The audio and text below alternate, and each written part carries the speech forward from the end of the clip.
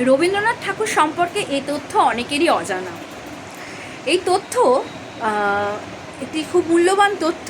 যাই হোক, শান্তিনিকেতনের অধ্যাপক নেপাল রায়কে কবিগুরু রবীন্দ্রনাথ ঠাকুর একটা চিঠিতে লিখেছিলেন একবার যে আপনার অত্যন্ত ভুল হচ্ছে, যে কাজগুলো কিন্তু গর্জিত অপরাধ, আপনি আমার বাড়িতে এসে দেখা করুন।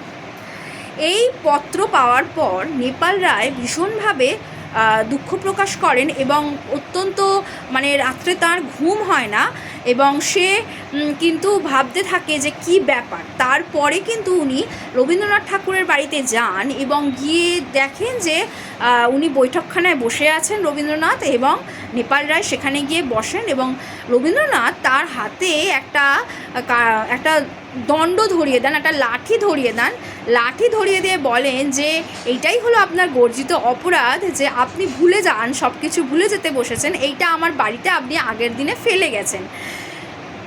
এই ব্যাপার হচ্ছে নেপাল রায় ভেবেছিলেন ওই লাঠি দিয়ে বোধহয় রবীন্দ্রনাথ কিছু গর্জিত অপরাধের জন্য তাকে বোধহয় মারতে আসবেন। যাই হোক, এই এক ছোট তথ্য, খুব মূল্যবান এই সমস্ত তথ্য। ধন্যবাদ, আজ আমি আপনাদের সাথে শেয়ার করলাম। Thank you.